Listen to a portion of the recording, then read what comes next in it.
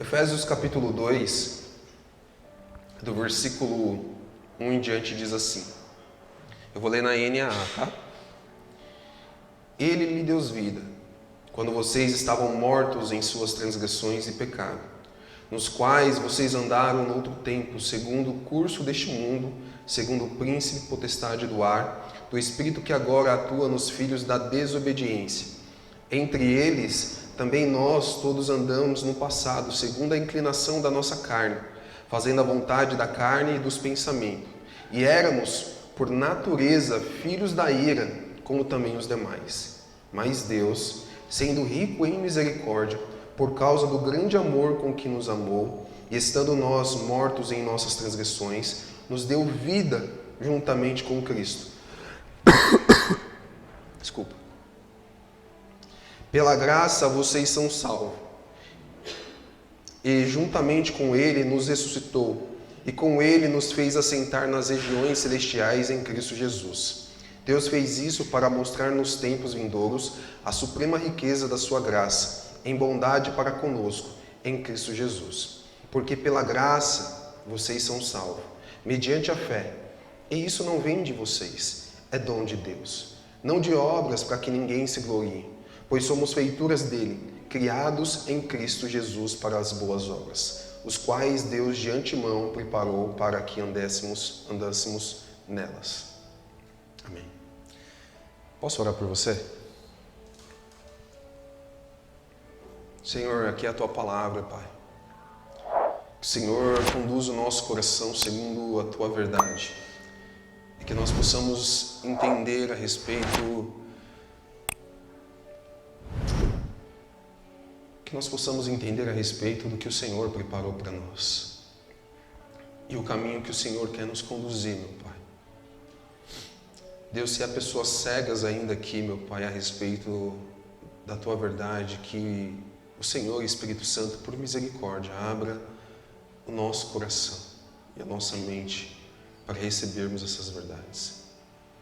Uma verdade que possa penetrar na nossa alma e no nosso entendimento.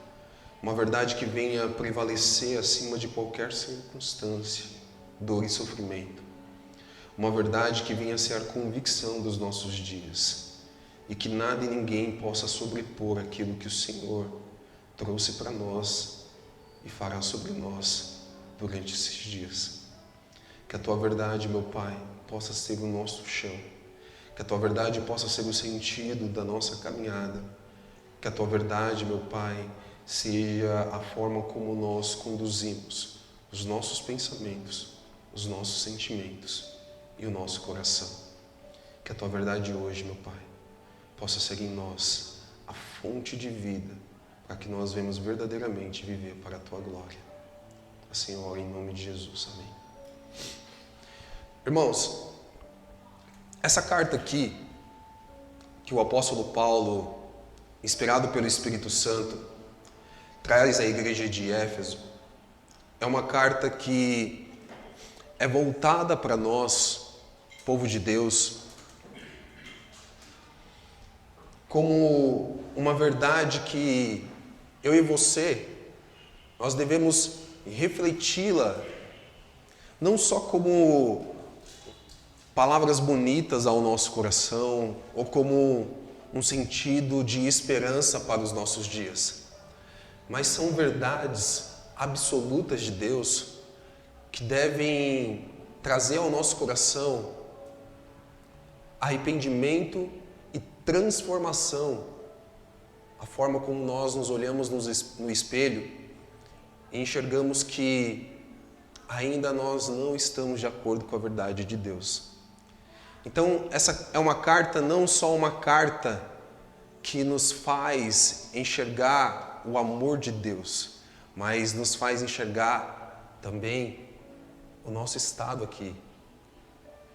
E o apóstolo Paulo, ele começa assim.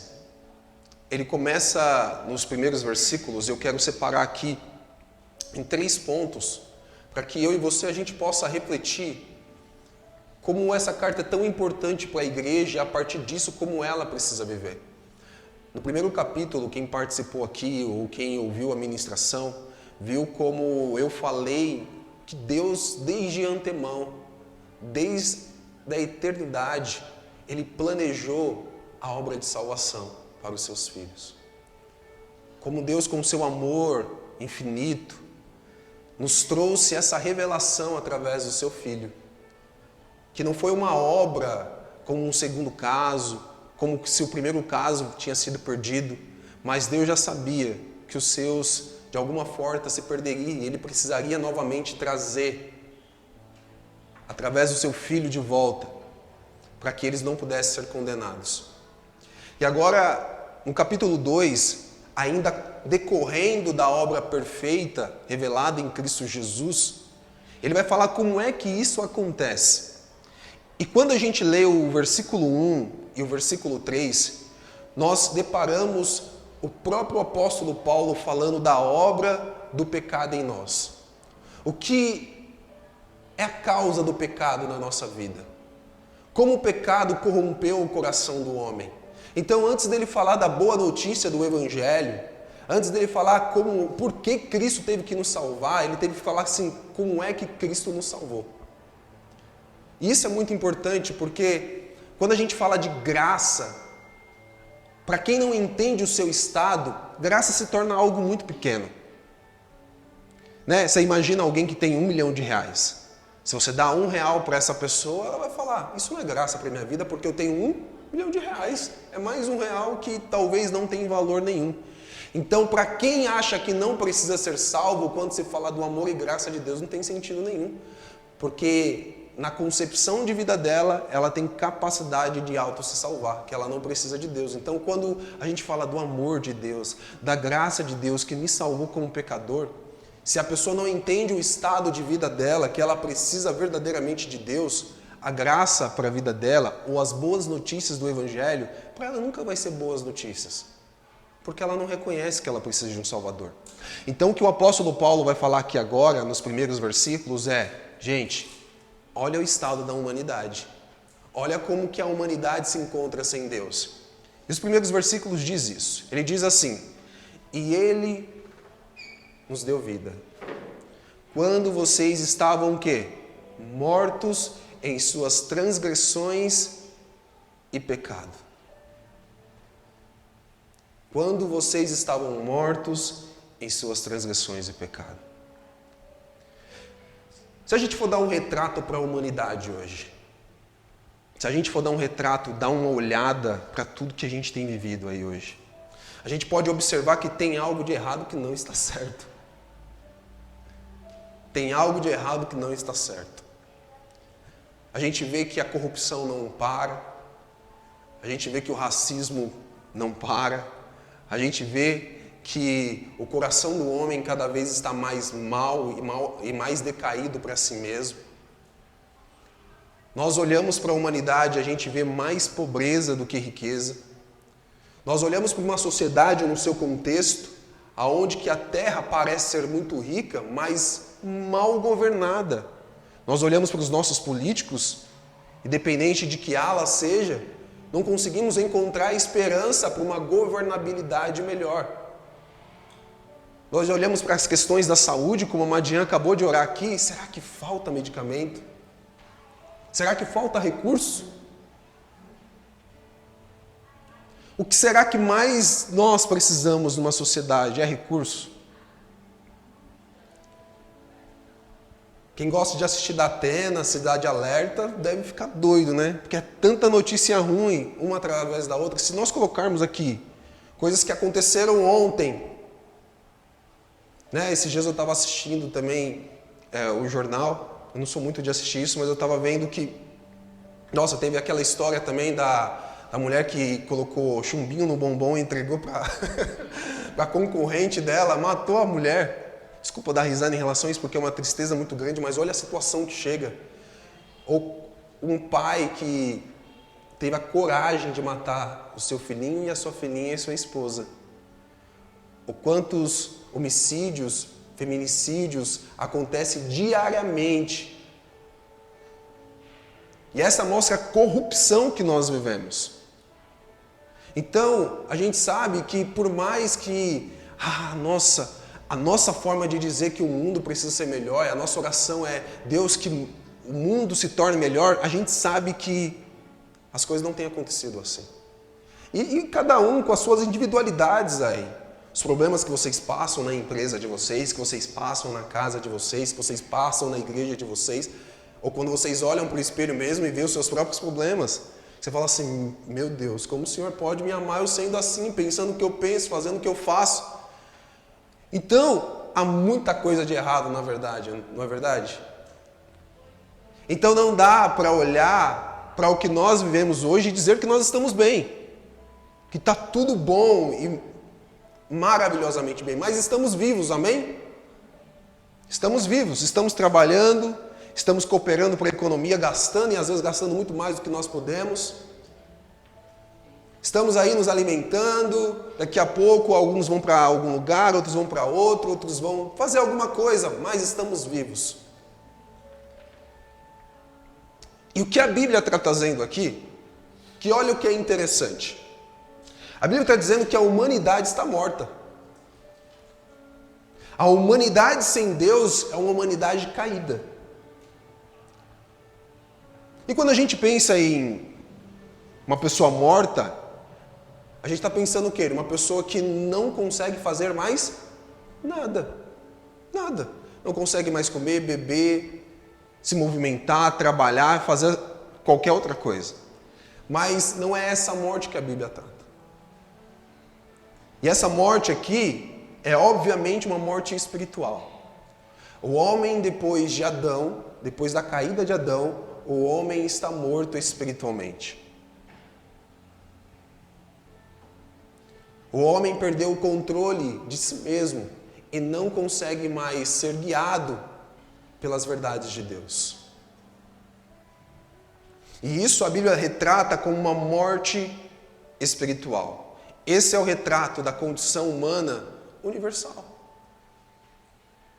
O retrato do que nós olhamos nas TVs, que nós olhamos no espelho, que nós olhamos para os nossos relacionamentos, é um retrato de uma humanidade sem Deus. De uma humanidade que é morta espiritualmente. E essa é a notícia que o apóstolo Paulo vai dizer. Que existe uma morte espiritual. Porque nós tratamos, às vezes, o pecado como um simples ato moral. Né? Ai, pequei contra o Senhor. Como se fosse um ato que a gente faz. Mas não. A Bíblia está dizendo que o pecado é um estado. É uma condição da humanidade. Então, eu não me torno pecado quando eu cometo um pecado. Mas por eu ser pecador, é porque eu faço o pecado.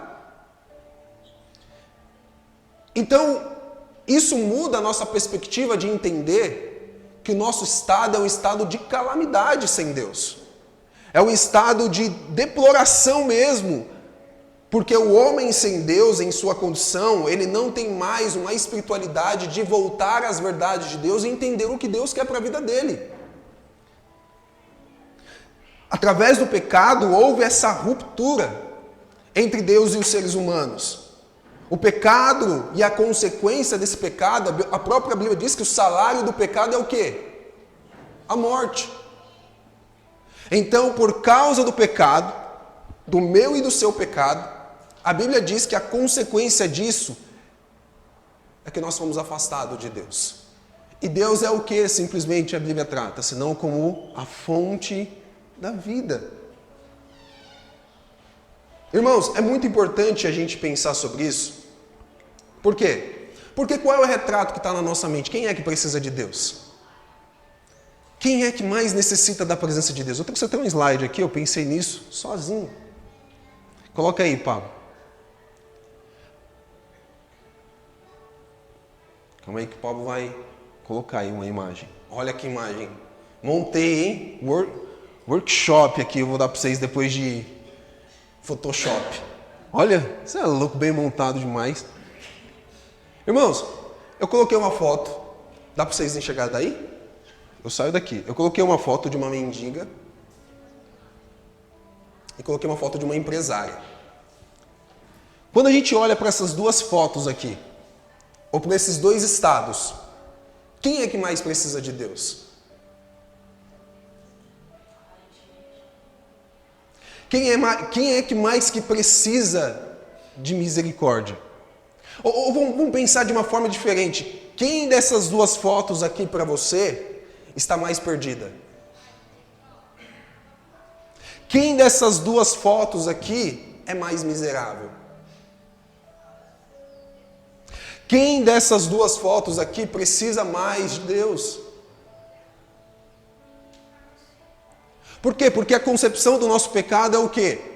A concepção do nosso pecado simplesmente... Isso aqui é muito importante, gente. A concepção do nosso pecado é o quê? As consequências da maldade que nós sofremos nessa terra. É isso? Não é assim que a Bíblia trata. Porque, ok, eu concordo com vocês que é melhor estar nesse estágio de empresária, de sucesso, de andar de Lamborghini, de ter uma casa para morar, de ter uma família bem estável, de poder viajar para outros países do que viver na rua, morando, dependendo de comida, de resto de comida. E nós achamos o quê? Que aquela vida em si é mais miserável. Por quê? Porque os nossos olhos estão olhando com os olhos circunstanciais do que nós vivemos no momento. Mas quando o apóstolo Paulo está falando aqui que a humanidade está morta diante de Deus, aos olhos de Deus não existe menos miserável e mais miserável. Existem pessoas perdidas nos seus pecados. Porque o nosso rito de viver em uma humanidade como essa, de entender o que é melhor para nós, é aqui que nós queremos chegar. É isso aqui, ó. O nosso sucesso, a nossa posição, nosso bem-estar financeiro. É isso que nós almejamos para a nossa vida. É um dia as pessoas olharem para a gente e ver o nosso poder de conquista. Porque isso aqui é deploração da humanidade. Isso aqui não é o que Deus quer para mim, viver dessa forma. Então nós reduzimos o pecado ao estágio de viver bem nessa terra. Então nós reduzimos e dizemos, essa pessoa aqui pecou muito mais do que essa. Essa pessoa aqui é muito mais miserável do que essa. Porque a posição dela socialmente é totalmente diferente. Talvez ela tenha filhos maravilhosos. Tenha um bom relacionamento com seu marido. Talvez ela essa aqui ajuda muito pessoas como essa entregando cestas básicas. E nós dizemos, ali está um retrato de uma pessoa que tem vida. Mas a Bíblia diz que todas as pessoas que estão longe de Deus são miseráveis, estão mortas em seus pecados. Porque o que se compara a uma vida assim, sem Deus, diante de uma eternidade sem Ele? O que se compara a uma vida de viver para nós e para os nossos sucessos, de uma vida longe daquilo que Deus chama que é vida de verdade? Então, irmãos, a Bíblia nos ensina a olhar para a maior necessidade do homem. E nós não enxergamos assim. Porque nós pensamos primeiro no nosso conforto terreno. Nós pensamos no nosso sucesso passageiro nessa terra. Nós olhamos para o espelho e nós falamos muitas das vezes como nós somos miseráveis. E não é porque nós estamos longe de Deus, como nós somos miseráveis. Porque nós não somos tão inteligentes, porque nós não somos tão bonitos, porque nós não somos tão social, porque nós não somos tão aquilo, porque nós não conseguimos aquela posição. Então a nossa miserabilidade está de acordo com aquilo que o mundo diz que é miserável. E não aquilo que os olhos de Deus veem para a humanidade. Quer que eu te traga um exemplo que a Bíblia diz? Ezequiel 37. Ezequiel 37. O povo começa a desobedecer a Deus. O povo começa a idolatrar outros deuses. O povo esquece da aliança e da fidelidade que Deus tinha feito com eles e começa a viver uma vida humanista, individual, para eles mesmos. Olhando para si mesmo e esquecendo da verdade de Deus. mas era um povo que economicamente estava crescendo. Era um povo que socialmente não parava das coisas darem certo para eles. Era um povo que não passava mais por guerras, por lutas e por batalhas. Quem olhava aos olhos nu e cru, como nós olhamos a sociedade, era um povo que prosperava. Deus chama Ezequiel, dá uma grande visão para ele e diz assim: olha, Ezequiel, vou te colocar num vale de ossos secos. E ele diz assim: tá vendo esse bando de vale de ossos secos aqui? É assim que eu enxergo o meu povo. Tudo sem vida. Tudo sem vida. Aí ele diz para Ezequiel: Ezequiel, será que esse povo pode voltar a reviver? Ezequiel diz para Deus: Senhor, tu sabes. Ele diz: então vai lá, profetiza a eles que ouvirão.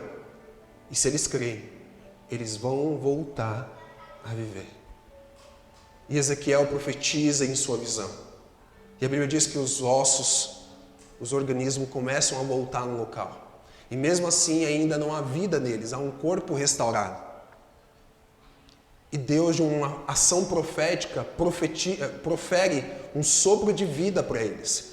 E eles voltam a viver de uma forma que Deus consegue olhar para eles e encontrar vida neles.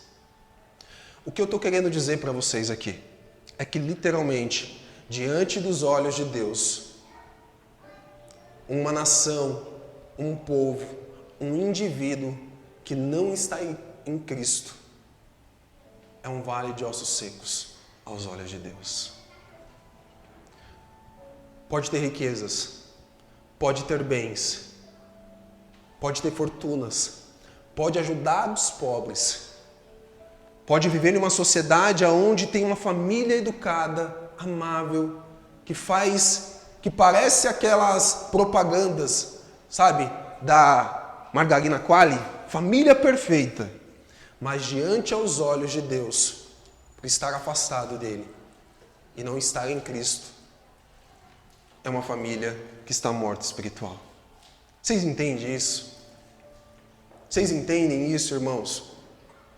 Isso é muito importante, porque isso não quer dizer que uma pessoa que está morta espiritual, ela é incapacitada de não fazer o bem. Não é isso que a Bíblia quer dizer. Isso quer dizer que existem famílias que podem ser um bom pai, ser uma boa mãe, pode ser um bom filho, pode ajudar a sociedade, pode pensar e ter felicidade, e mesmo assim, diante de Deus, ser uma pessoa morta espiritual e ter significado nenhum da vida dela, de tudo que ela faz, por não ter uma vida diante de Deus. Você vê que terrível é a situação quando nós enxergamos a partir do que a Bíblia diz? Então o que eu quero trazer nessa perspectiva é dizer que quando nós olhamos para essa imagem aqui, nós precisamos enxergar da mesma forma. Nós não precisamos fazer distinção, porque o próprio Jesus trouxe a parábola do rico e do Lázaro, dizendo quem foi mais miserável. Nós não estamos aqui falando de 1 ano, 2 anos, porque o que é, meu irmão, o que é passar algumas décadas vivendo bem, vivendo no conforto e passar a eternidade miserável, sem nada? O que é, meu irmão? Porque a Bíblia própria diz que aqueles que consideram Cristo só nessa vida é o mais miserável de todos os homens. Porque o Evangelho não é um Evangelho que olha só o momento ou o que nós estamos vivendo nesse tempo, mas o Evangelho é um olhar para a eternidade. Então, quando você enxerga uma pessoa sem Cristo, com que olhar nós devemos olhar essa pessoa? É um olhar de raiva, de rancor, de ódio? Uma pessoa morta espiritual que não consegue temer e amar a Deus? Ou dentro de nós devemos ter um choro ardente de dizer: Deus, essas pessoas estão se perdendo sem o Senhor. Elas nos ferem aqui, e essa ferida em nós são feridas que doem, que são difíceis de aceitar. Mas quando nós olhamos para aquilo que é superior a qualquer momento ruim que nós passamos nessa vida, não há mais nada que nós devemos sentir de nós, senão é nos ter essa vulnerabilidade de estar aos pés do Senhor e dizer: Senhor, eu não sou melhor do que essa pessoa. E que se eu estou aqui é porque o Senhor me deu vida. O Senhor me trouxe vida e a partir dessa vida eu consigo olhar com outra perspectiva. As pessoas que me ofendem, as pessoas que é difícil de ser amadas, as pessoas que são difíceis de ser perdoadas. Por quê? Porque o meu olhar não é a partir da circunstância de olhar quem precisa mais de Deus, mas é o olhar de uma humanidade, de um indivíduo que está longe de Deus. E a consequência de alguém que está longe de Deus é uma morte espiritual para toda a eternidade. Que terrível é isso para quem não está em Deus, irmãos. Que terrível é isso para quem está em Deus. E não importa o quanto ela é um bom pai, uma boa mãe, um bom profissional, quanto ela é capaz de ser feliz através das conquistas dela. É uma pessoa miserável. O homem pode estar vivo, sim, para a atração do pecado, mas morto para Deus. Então, simplificando aqui, a morte espiritual significa que o homem é incapaz de entender e apreciar as coisas de Deus. O homem não tem capacidade, irmãos, de entender e de apreciar as coisas de Deus. E qual é a consequência dessa morte espiritual? O apóstolo Paulo vai falar. Primeiro ponto, escravos do pecado. Ele continua dizendo assim depois no versículo 1. Ele diz assim: e nos quais, quando vocês estavam mortos, nos quais vocês andavam no outro tempo, segundo o curso deste mundo. Ou seja, ele está dizendo que agora, olha que interessante, ele está dizendo, vocês estavam mortos, mas vocês estavam vivendo no curso deste mundo. Ou nós estamos mortos, ou a gente está vivo. Para você entender que não é uma morte física, mas é uma morte espiritual. As pessoas sem Cristo, ela vive segundo o curso deste mundo. Então, a primeira escravidão que o apóstolo Paulo está trazendo aqui é a escravidão da cultura. Porque o que a cultura e essa sociedade emprega para nos escravizar? É que diz que o que importa é nós buscarmos a nossa própria felicidade. Esse negócio de princípios e valores, pouco importa. A verdade é a verdade que você quer para a sua vida. Quem faz as verdades do indivíduo é você mesmo. O que você quer como verdade? O que você entende de amor? É o que você quer entender. O que você entende sobre sexualidade? É o que você quer entender. O que você entende sobre princípios e perdões e família? O que você entende de família? O que você quiser entender aí, família é isso para você? Tá ótimo. Te faz feliz? Te faz satisfeito? Está ótimo para você? A sociedade, a ideologia hoje é o que importa é que você seja feliz. Se você está feliz e satisfeito, não importa que princípios e valores você siga. O que importa é isso. Como é que você se comporta como mãe? Como é que você se comporta como filha? Como é que você se comporta como marido? O que rege isso? São as minhas verdades. Se quiserem me aceitar, é assim que eu sou. É assim que a gente vive. Porque a cultura diz isso e te dá a liberdade de achar que você é livre, mas na verdade você não é livre porque você é preso ao seu próprio egoísmo, de achar que você está tomando as decisões por si só, mas não. Você está sendo escrava dos seus próprios pecados. De achar que você é o Deus da sua vida.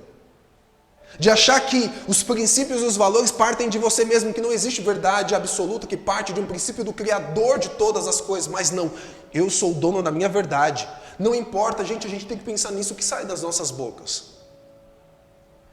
Durante o nosso dia a dia, como é que nós falamos com o nosso chefe, como é que nós falamos com a nossa esposa, como é que nós falamos com o nosso marido, como é que nós falamos, o que sai, quais são as verdades que saem da gente. Nós louvamos ao Senhor de lábios, mas o nosso coração está longe dele. Porque o que dita a nossa vida tem que ser que verdade, irmãos? Então, será que ainda nós somos escravos de uma cultura que diz ainda que o importante é que você seja feliz? Outro ponto que diz ainda qual é a consequência de uma morte espiritual. Além da escravidão do pecado, ele diz ainda o que nos escraviza. Segundo o curso deste mundo e segundo o príncipe da potestade do ar, do espírito que agora atua nos filhos da desobediência. Irmãos, nós precisamos fazer esse paralelo aqui.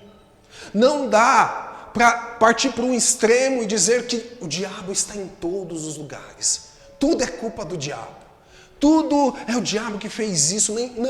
Não dá para partir para esse extremo, mas não dá para partir para o outro extremo de dizer que o diabo não atua mais. Que o diabo não tem poder de ter consequências na nossa vida e de ter liberdade de atuar na escravidão do pecado que atua na nossa vida. Não! Satanás atua sobre aqueles que não estão em Cristo Jesus. Satanás ainda, o poder do diabo está ainda para enganar, seduzir, possuir aqueles que não se arrependeram nos seus pecados. Irmão, nós precisamos entender quem é o Deus que guia a nossa vida. Quem nós temos dado liberdade para governar o nosso coração. Então a Bíblia diz que aqueles que andam mortos ainda são ainda dominados. Dominados, irmãos, não diz que você tem liberdade para escolher, não, diz que aqueles que estão mortos estão dominados, seduzidos e possuídos pelos principais deste mundo. Irmão, como é terrível isso, irmãos. Quem é mais miserável daquelas duas imagens? Quem é mais miserável daquelas duas imagens a partir da perspectiva do reino de Deus? Outra coisa também que ele diz, continuando no versículo,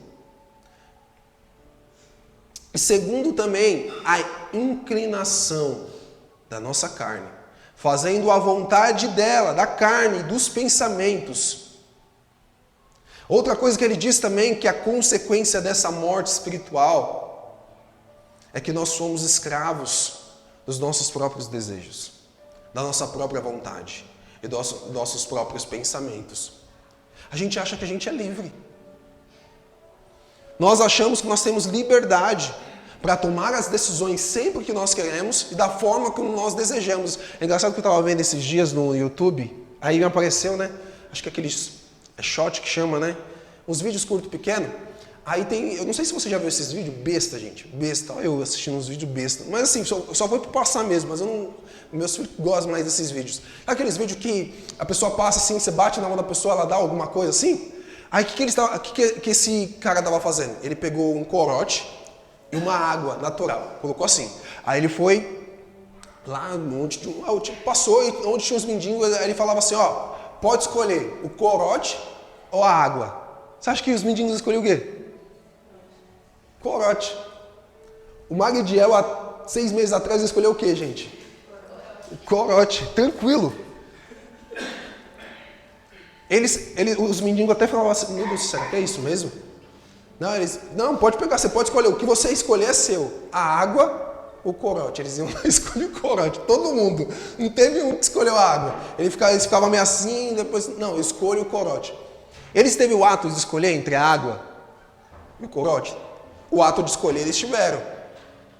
Mas, será que o desejo do coração deles, desenfreado, faria eles escolherem a água? Então, a nossa percepção, às vezes a gente acha assim, não, eu faço quando eu quero, quando eu quiser eu paro, sei lá o quê. Não, eu comando o meu coração, os meus pensamentos. A gente sabe que não é assim, gente. A gente sabe que não é assim. Nós somos dominados pelos nossos desejos. O ser humano sem Cristo, sem ser totalmente transformado pelo Evangelho, vive uma vida desenfreada, inclinada para a sua própria carne. Irmãos, isso aqui é muito importante nós entendermos isso. Isso mostra o quanto nós precisamos de Deus. Irmãos, quantos cada um de nós já cometemos pecados. Pensamos coisas a respeito dos nossos próprios irmãos, pessoas da nossa própria família, que a gente sabe que são maldades, que não glorifica a Deus, mas está dentro de nós. Nós pensamos, já foi, já agimos, já falamos. Isso mostra como o homem não tem controle de si mesmo. Então, uma vida moralmente morta espiritualmente falando também, é uma vida que vive sem controle nenhum. Ali parece... Nossa, tiraram minha foto já, eu estava ainda... Ali parece que só essa aqui não tem controle de nada. Mas quem diz que aquela ali não é presa ao dinheiro? presa à sua arrogância porque tem mais status do que outras pessoas. Ou a soberba de achar que é melhor porque agora ela compara a vida dela pessoal, que está cheia de sucesso, a partir disso.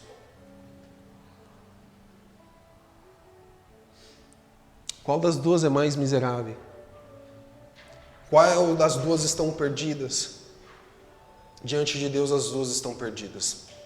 Tim Keller, ele traz uma citação que é muito importante, que diz assim a respeito da nossa vida desenfreada. Preste bem atenção. Diz assim: tentamos manter o controle de nossa vida. Vivemos para outras coisas.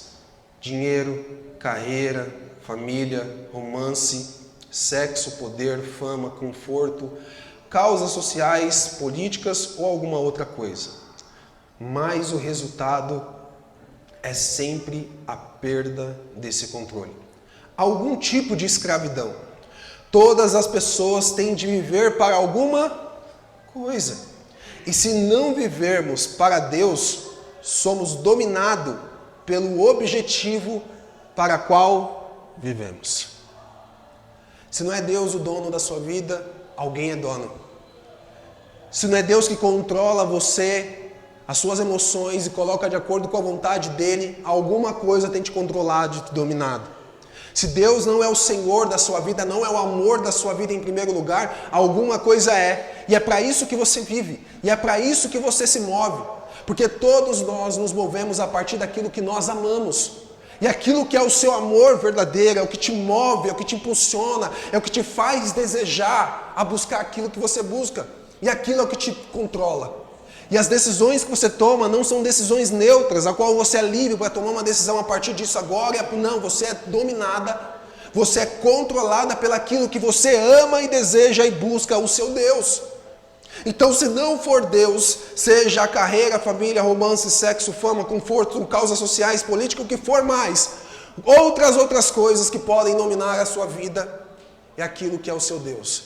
E você está escravo àquilo, e aquilo que te domina. E para terminar essa parte, diz o nosso estado final. E ele diz assim no versículo 4: e éramos por natureza filhos da ira de Deus. Irmãos, essa morte espiritual leva a isso. Leva a consequência final, tanto daquela mulher que está desprovida de dinheiro, de família, de posição, escrava talvez das drogas e de qualquer outra coisa mais, tanto aquela mulher que está próspera, com uma vida financeira boa, com um marido bom, com os filhos maravilhosos, com uma carreira maravilhosa, viajando o país todos, mas o final das contas é que todas estão condenadas e são filhos da ira de Deus, porque são mortas espiritualmente, porque não se voltaram a Deus. Então, irmãos, o que a condenação é Deus sendo justo juiz, condenando todos aqueles que estão fora de Cristo Jesus, ao qual nós seremos culpados por todos os nossos pecados, ao qual nós seremos culpados por todos os nossos pecados. Amém? E agora partindo para o versículo 4 ao versículo 9, diz assim: mas Deus... Diz assim para o irmão que está do seu lado, olha eu agora, assembleando. Mais Deus. Mais Deus. Mais uma vez, mais Deus. Coisa mais linda. Mais Deus, irmãos, sendo rico em misericórdia, por causa do grande amor com que nos amou, estando nós mortos em nossas transgressões, nos deu o quê? Vida, juntamente com Cristo. Pela graça vocês são salvos. Irmãos, agora você entende como a graça de Deus é superabundante a respeito das nossas debilidades, das nossas fragilidades, das nossas transgressões. Juntamente com Ele, irmãos, com Cristo, nos ressuscitou e com Ele nos fez assentar nas regiões celestiais em Cristo. Deus nos fez isso para mostrar nos tempos vindouros a suprema riqueza da sua graça, em que a bondade para conosco, todas elas em Cristo Jesus, porque pela graça vocês são salvos, mediante a fé. Isso não vem de vocês, é um dom de Deus, não vem das obras, para que ninguém se glorie. Primeiro ponto desses versículos aqui, irmãos, mas Deus, sendo rico em misericórdia, por causa do seu grande amor. Deus nos amou, irmãos, quando nós estávamos mortos em nossos delitos, em nossos pecados. Um morto, irmão, que não pode oferecer nada a Deus, um defunto caído, nós por causa dos nossos pecados, as narinas de Deus vê o nosso fedor, como nós somos ruins diante de Deus. Nós, por causa dos nossos pecados, das nossas ações, nós cheiramos mal diante de Deus, mas Deus, com o seu amor,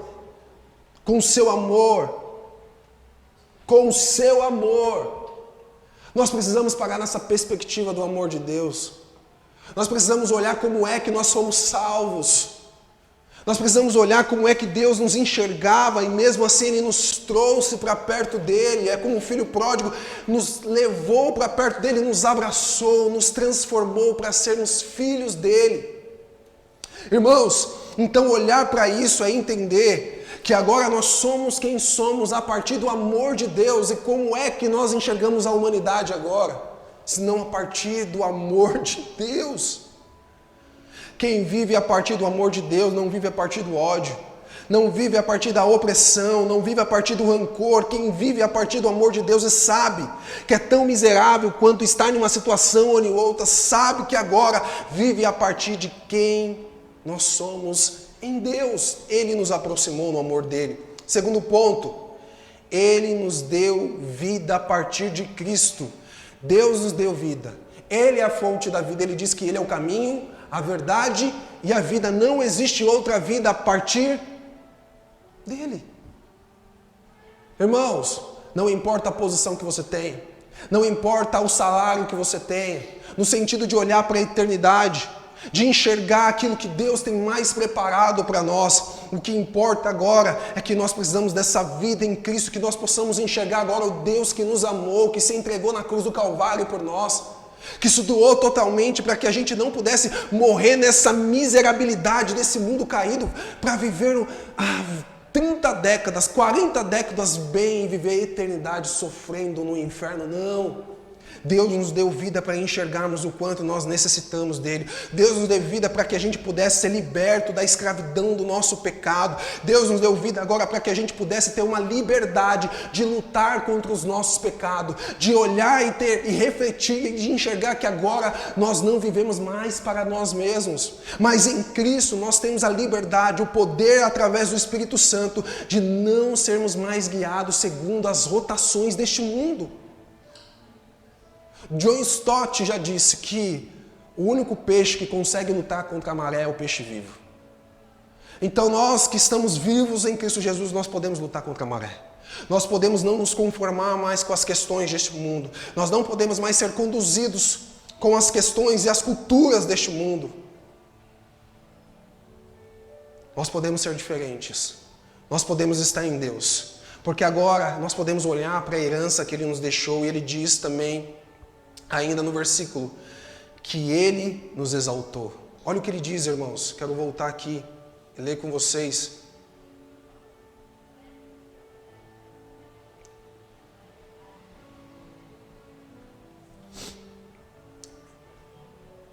Pela graça vocês são salvos, e juntamente com Ele nos ressuscitou e com Ele nos fez assentar nas regiões celestiais em Cristo Jesus. Ele promete exaltar todo aquele que recebe Jesus. Ele promete preparar um lugar que é muito melhor do que os lugares que nós estamos buscando aqui, irmãos. A exaltação que Deus tem para nós não é mais viver uma vida condenada, que Deus olha para nós com um olhar de ira, de condenação, que tem repúdio de nós, que não tem amor por nós, mas não, pelo amor de Deus, nós podemos estar em Deus, porque agora estamos vivos, e vivos é a garantia que nós somos patrimônio de Deus. Nós somos o patrimônio insondáveis da riqueza e da graça de Deus, e o que Ele tem para nós são lugares que nós um dia teremos todo acesso, de ter a verdadeira felicidade, de ter a verdadeira liberdade, de ter a verdadeira alegria e satisfação de vivermos uma vida plena, a qual nós não conseguimos viver ainda neste mundo. E para terminarmos, irmãos, a obra de Deus por nós. Diz em Efésios capítulo 2, do versículo 10, o primeiro ponto diz assim, a parte A, pois assim somos feitura dele. A palavra feitura aqui no grego significa poema. Poema vem mesmo do significado de poesia. Agora o apóstolo Paulo está dizendo que nós somos a poesia de Deus. Nós somos a arte de Deus desembainhada em Cristo Jesus, na obra redentiva dele. Ele está dizendo que a coisa que Deus mais apreciou foi nos redefinir novamente a imagem e semelhança de Deus. Ele está dizendo que agora aquele que ele salva, aquele que ele dá vida, agora Deus, pelo intermédio do Espírito Santo, ele agora trata, ele molda o caráter de Cristo em nossa vida. Agora nós somos a feitura de Deus. Nós somos a imagem de Deus novamente que foi perdida pelo pecado. Nós somos a imagem de Deus agora que foi destruída, destronada pelas transgressões que nós cometemos. Agora como Deus nos traz de volta, nos ressuscita, nos dá uma vida espiritual, nós compreendemos, cremos, aceitamos, recebemos essa vida, somos libertos agora da condenação, da morte, da ira de Deus, somos agora libertos da escravidão do pecado. Agora através de Cristo nós temos capacidade, ânimo, percepção. Nós conseguimos olhar agora que nós não dependemos mais de viver nessa vida agora desenfreada que nós vivíamos antes. Agora nós somos transformados pelo poder do Espírito Santo, a obra-prima de Deus nessa terra. Nós somos a feitura de Deus. Nós somos a igreja, é a poesia de Deus. É Deus mostrando para o mundo o amor dele. É Deus mostrando para o mundo ainda que há esperança nele. Que esse mundo caído, essa ideologia plantada em Deus, irmãos, se nós crermos, se nós recebermos essa vida a partir dele, nós podemos viver em Deus essa verdade poderosa, transformadora, que Deus está esculpindo em nós o caráter de Cristo na nossa vida. Nós precisamos crer nisso. E a parte B desse versículo, para terminarmos, é a obra de Deus por intermédio de nós. Se nós somos feituras dele, fomos criados em Cristo Jesus para as boas obras, as quais Deus de antemão preparou para que andássemos nela. Irmãos, nós não somos salvos pelas boas obras, mas nós somos salvos para as boas obras. Nós não somos justificados pelas nossas boas obras, mas nós somos justificados pelo intermédio da fé em Jesus Cristo. Mas essa fé que nos justifica, ela não anda sozinha. A fé que nos justifica, o fruto dessa verdadeira fé, são as boas obras em Jesus Cristo.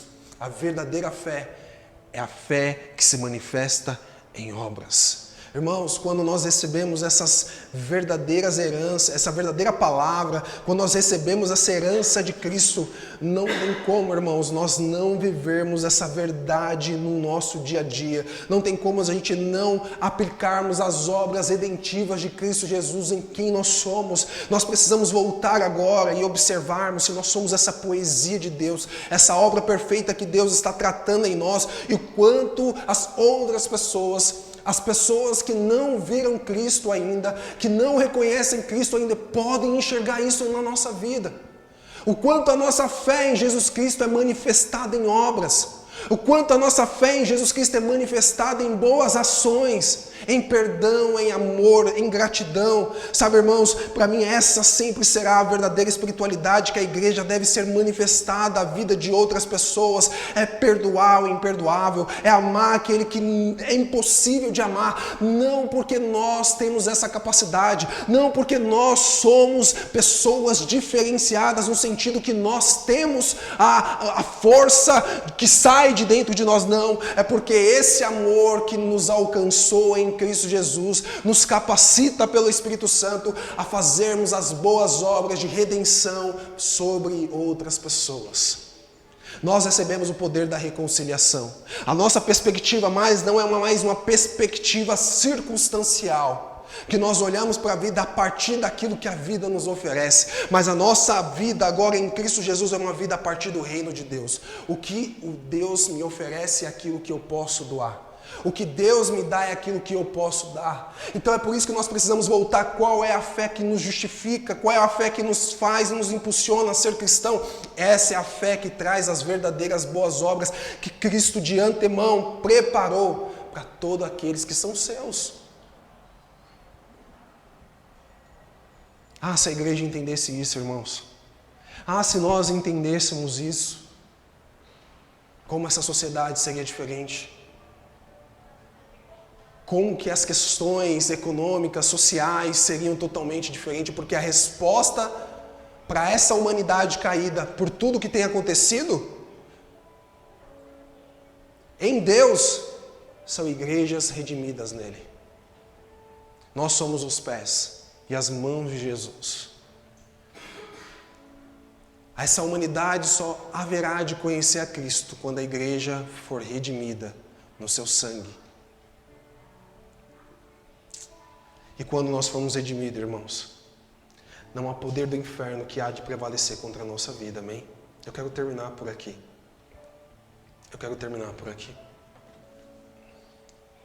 Irmãos, lembrem sempre isso. O que o apóstolo está trazendo para nós hoje, qual é a obra de Deus por nós? Qual é a obra de Deus em nós? E qual é a obra de Deus através de nós? O quanto nós precisamos desse Deus. O quanto qualquer pessoa, irmãos, pode ser seu chefe, talvez está lá não sei na onde hoje, pode ser aquela pessoa que é um espelho para você em questões econômicas, sociais, de inteligência. Quantas essas pessoas, irmãos, são miseráveis. Quantas essas pessoas estão perdidas, irmãos. Quantas essas pessoas estão longe de Deus. E o que nós vamos fazer? Se nós cremos, a fé que nos justifica é a fé que nos leva a fazer boas obras, a anunciar o verdadeiro reino de Deus para toda a eternidade. Posso orar por você? Coloca a mão no seu coração.